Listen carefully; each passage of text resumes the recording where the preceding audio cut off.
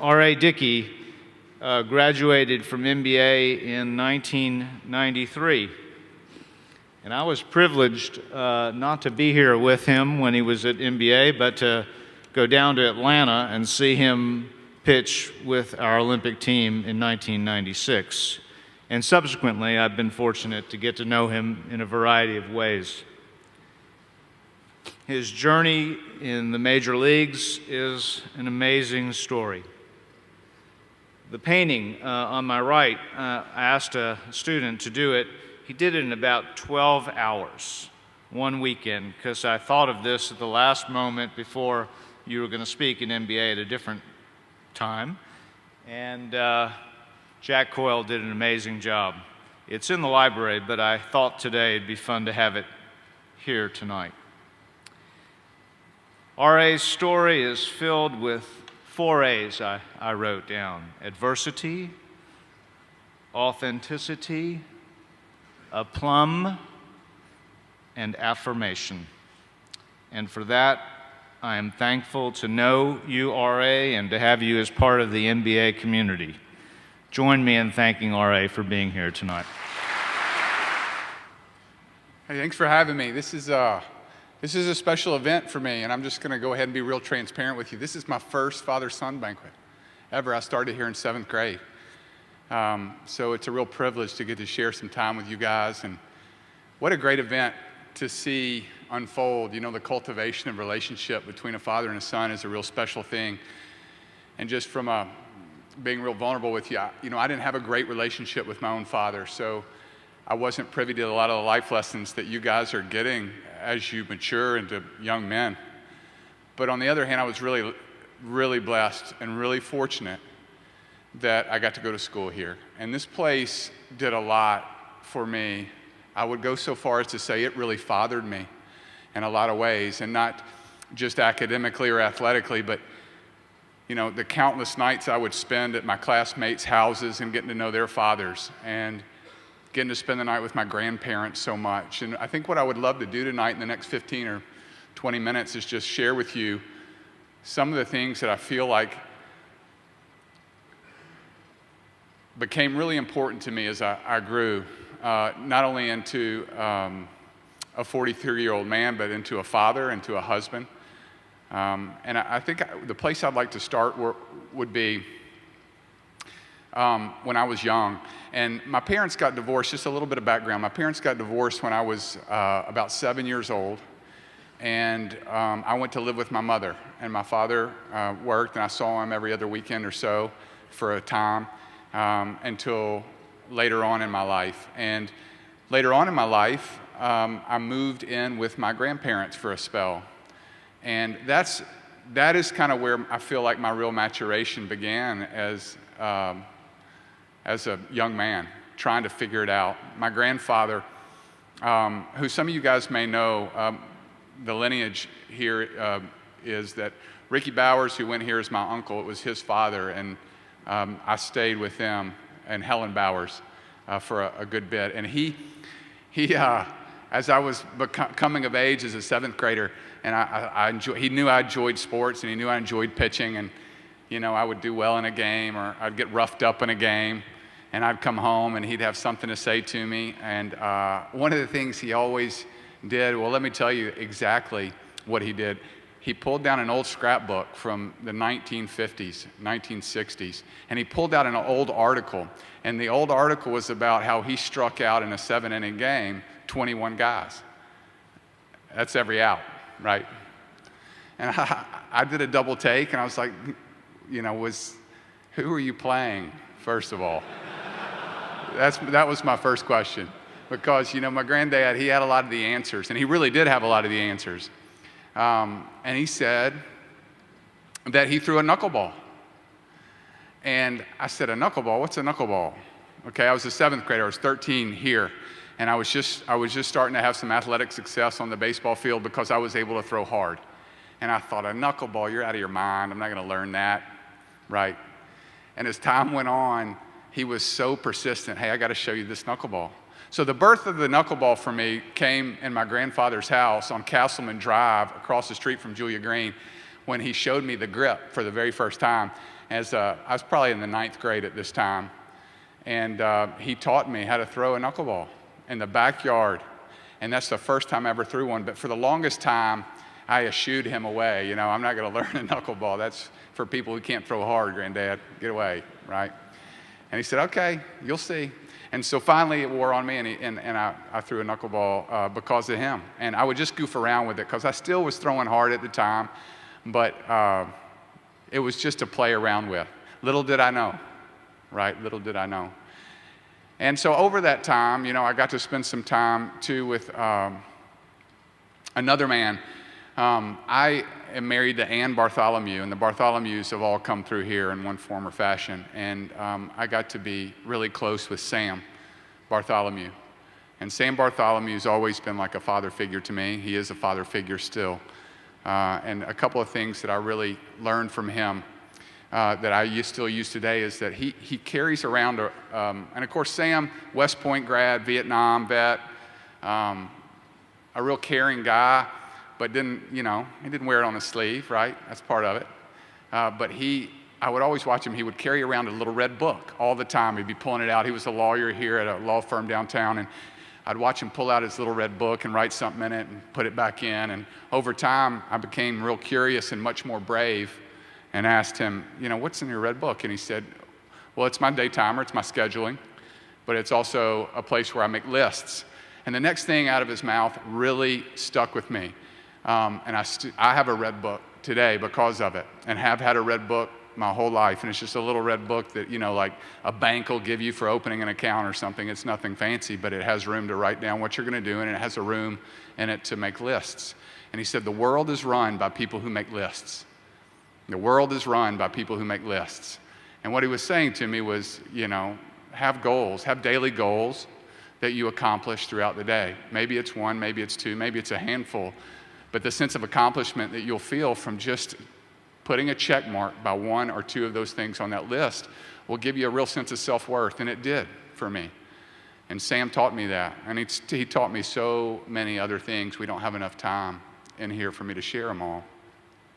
But as I grew, I also leaned on him at the University of Tennessee, and I also leaned on him when they discovered I didn't have an ulnar collateral ligament in my right elbow. He was a guy that was my advocate in so many different ways during that process when I spent time with him in 1996, right after the Olympic Games. And so, yes, I learned a ton of stuff from him, but I've learned a ton of stuff for so many other people. And that's the kind of the blessing within the curse of not having a really good father-son relationship, is because I got exposed to so many different loving, caring men who were pouring into me in a way that I didn't deserve in the moment. And I am one of the lucky few that has grown up without that relationship, that is able to at least identify with what is a healthy relationship between a father and a son. I am one of the lucky few, and you guys tonight that are here, don't take that for granted. Wesley, thank you so much for your vulnerability and sharing your story. I know how hard that may be. And to your mom, blessings to you. What an incredible presence you must be in the lives of your boys. And I can certainly empathize with a piece of that. So thank you. But with Sam, he was so selfless. I think that's one of the things that I really respected most, was how selfless he was, and that's something that he taught me. And I think from there, I just tried to get in his hip pocket and learn and listen and try to be a sponge. And that would kind of be a point for me in my life that was climactic, because from there on, every coach, every teacher that I would come in contact that I really felt a connection to, I would just try to be a sponge and be curious and ask questions even so much as, I remember talking to Sam even about how to shave, right? How to shave, how to do manly things, that I had no idea or no one had taught me to do. That's part of growing up.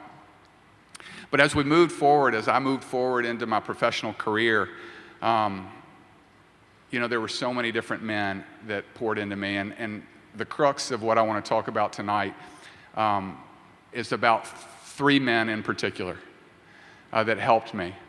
And I would call them my knuckleball fathers. okay?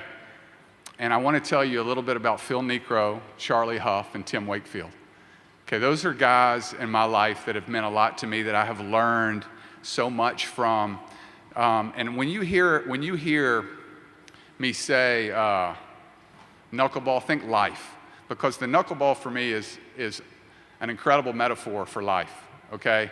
So when I was learning the pitch in 2006, the Texas Rangers sent me to California to meet with Charlie Huff. And now Charlie Huff, raise your hand if you know who Charlie Huff is. I'm sure a lot of these guys do. So Charlie Huff was an old school pitcher. He was a knuckleballer, and he always threw a knuckleball. Him and Phil Niekro had always thrown a knuckleball, so they had a real comfort with it. Tim Wakefield moved from third base to first base and then became a knuckleballer. So there was a little bit different narrative there. But with Charlie, when I flew out to see him, and one of the things that I learned from him, the most important thing I think I learned from him, and each of these guys taught me something different at a point in my career where I really needed it, was I flew out to California. I arrived. I went to Cerritos Junior College. Now, again, these guys are old school, man. I mean, old school baseball players. They don't really get like the new age sabermetrics, that they don't play those games, okay? So I get there, and I walk into a clubhouse at Cerritos Junior College, and he's riding a bike, an exercise bike, smoking a cigarette, and he's got a shot of whiskey. And that's his workout, right? He's pumping the bike, he's smoking a cigarette, and he's got some whiskey, and he said, "So you're gonna become a knuckleballer, are you?" And I said, "Well, I hope so." And I said, is this the workout regimen I have to adopt? And he said, "Well, it depends on how good you want to be." And I said, "Well, I don't know if I can be that good." But he was great, and the thing that he taught me and was that I think Ty Allen hit right on the head, and that was that to be a knuckleballer and to be anything great in life, I feel like you cannot take yourself too seriously. There has to be a real humility to what you do. And what humility does in the life of a human being is it really gives you the capacity to empathize, right? How can I empathize with other people in order to do relationship in a real authentic way? That made sense to me, right? And he would regale me with stories about how, he had catchers that couldn't catch it, and you've all heard Bob Uecker say the best way to catch a knuckleball is to wait till it stops rolling and go pick it up, right? That he would have a million stories like that, right? Because the knuckleball is really antithetical to any other pitch that's thrown in the major leagues, and unfortunately, I think there's only one more guy out there that throws it.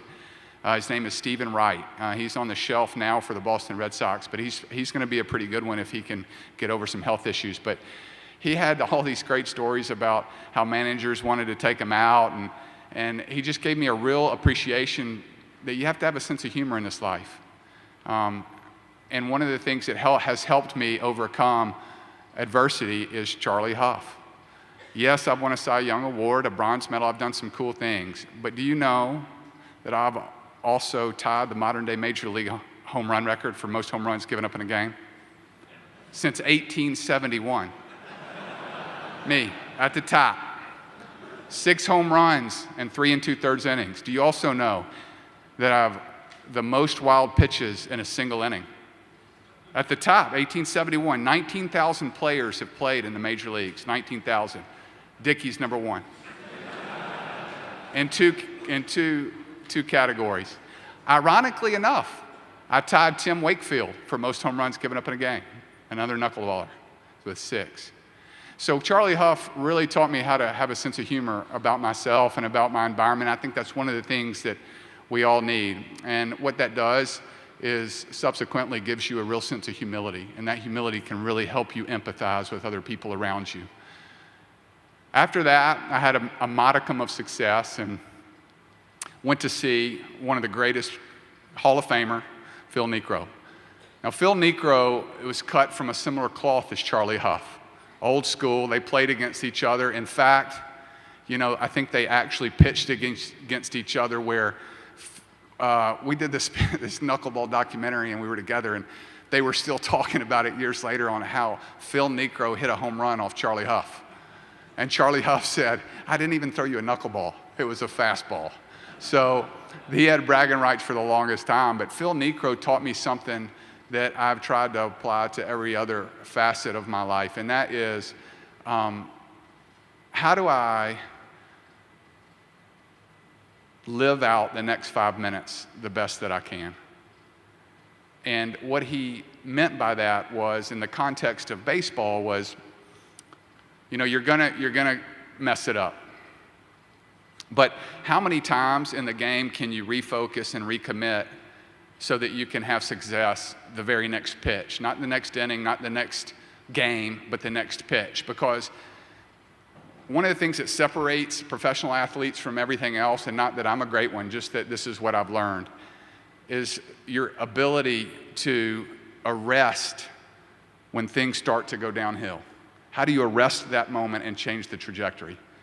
So guys at the big league level who are able to do that well are all-stars. They're good. They're at the top echelon of Major League Baseball. And one of the ways that he helped me to identify with that was turning every singular pitch in a game that I started into a separate commitment. So, for instance, if I throw 120 pitches in a 9-inning start, which would be a good start, can I have the concentration, the focus, the mental wherewithal to be able to invest myself wholly into 120 separate commitments?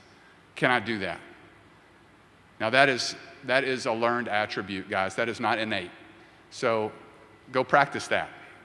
It's something that will really serve you well going. And that doesn't just apply to baseball. That applies to business. That applies to your relationship with your friends, with your wife. How do I live the next 5 minutes well with my wife after I've gotten my tail kicked around and given up 10 runs in 5 innings against the Chicago Cubs? How do I do that well? So how does the overflow of what I'm learning from these guys kind of pour over into my everyday life? And that's what I'm trying to soak in with these guys. So Phil Necro taught me that. 300-game winner, Hall of Famer, incredible guy, the best toupee on the planet. If you guys have ever seen Phil Necro, he has got the best toupee you've ever seen. I mean, he talks freely about it. It's hilarious. The next guy I went to see after Phil Necro was someone that's more modern day that you guys probably know better, and that's Tim Wakefield. I know the Boston fan will know him. Tim Wakefield is an incredible guy, great golfer. And Tim Wakefield did not start as a knuckleballer. He was a failed baseball player who a coach saw in the outfield throwing a knuckleball, walked by him and said, "You got a good knuckleball. You want to try that on the mound?" And he said, "No, I'm a first baseman." And the coach said, "No, you're not. You're not a first baseman anymore. Come on into the office and we'll talk about it." And so they brought Tim into the office and they said, "Hey, Tim, we've given you a shot. I think you're allergic to wood. Like wooden bats, you can't do it. So you either need to figure out how to throw this knuckleball or you're probably gonna have to figure out how to do something else." And he said, "Okay, I'll be a knuckleballer." And so he kept with that. But the gift in that for him was that he didn't know anything about knuckleballing, right? He didn't really have a tutor. He also had to eventually go to Phil Necro and Charlie Huff, the same guys I saw. But he was incredibly persistent.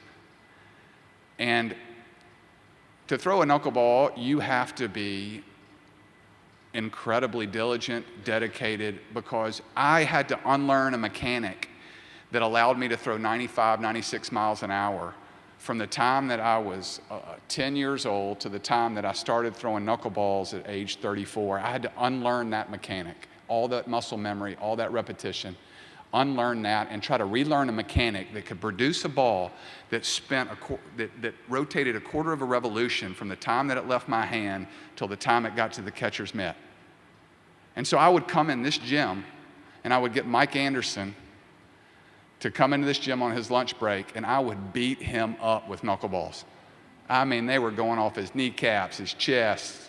He was great, and he was such a servant. He caught me in the state championship game in 1993 as a conventional pitcher here at NBA. And he had since become a teacher here.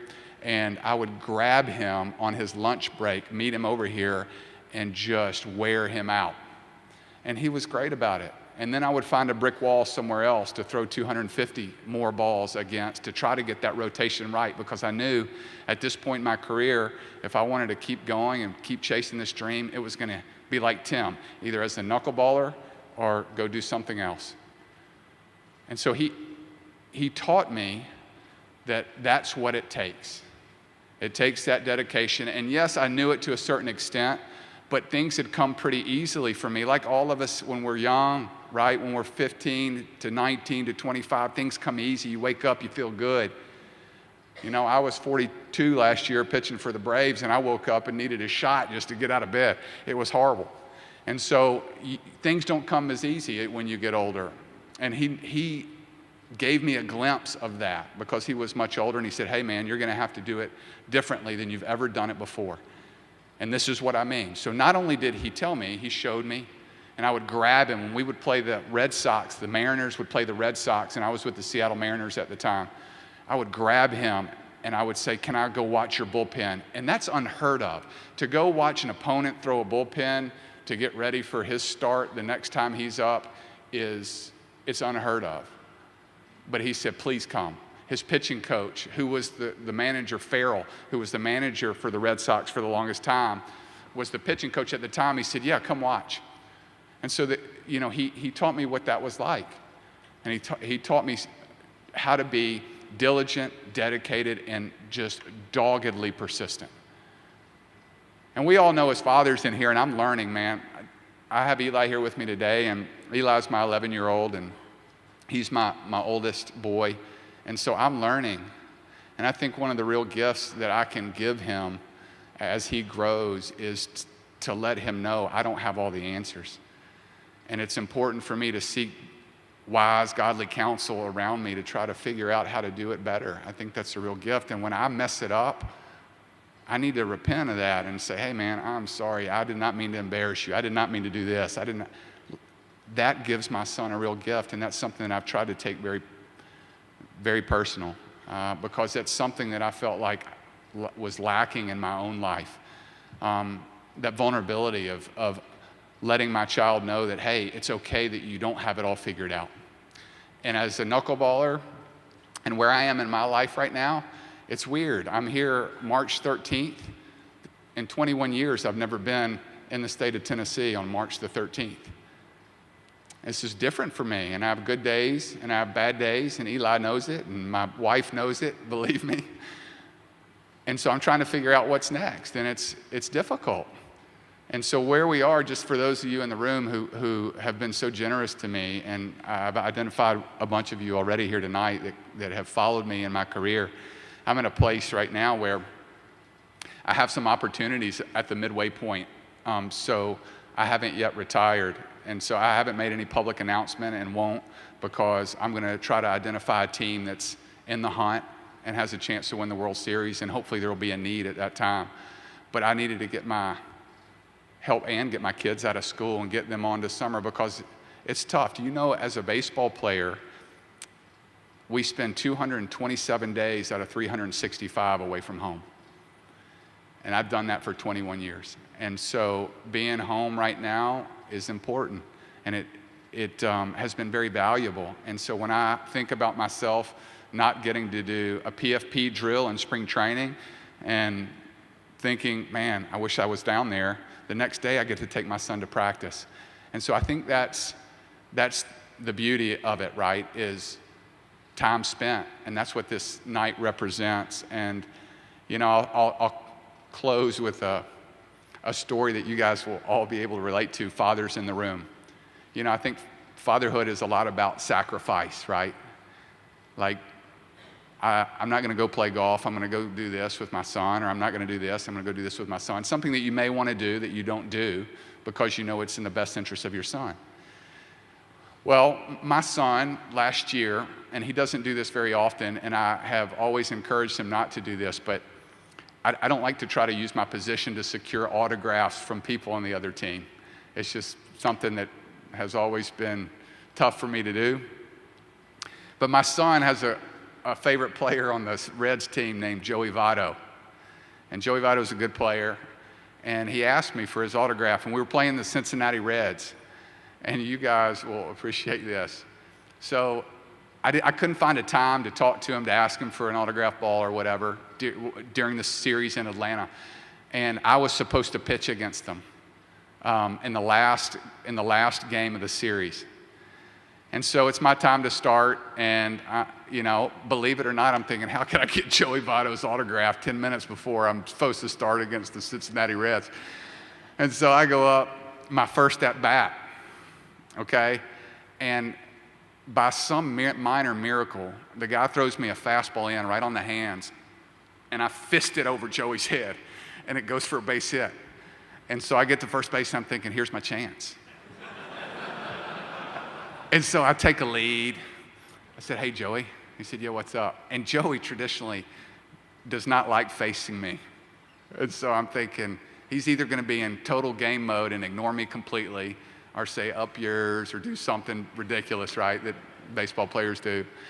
And I was taking my lead, and I said, hey, Joey. And he said, yeah, what's up? And he's getting ready to field, and then the pitch happens, and I get back to the base, I regroup. I say, hey, man, my son, you're one of his favorite players, and I'm hoping to send a ball over to you. Wait, I got to take a lead. Okay. Then I get back. I'm hoping to send a ball over to you at the end of the game, to your locker room, and would you sign it for me? And I take a lead. Nothing. Crickets. Another pitch goes by. Crickets. I'm thinking, crud, it's a 3-1 count. I'm going to get walked. I'll never get a chip, And right before the pitch is throwing, he just said, yeah, just send it over. And I said, thank you so much. And so he ended up walking me. I went to second base, and I got to get his autograph and give it to Eli. And so the moral of the story is, guys in the room, young men, young champions, appreciate your dads, okay? Because they go through a lot for you, all right? Guys, thanks for having me. Appreciate it.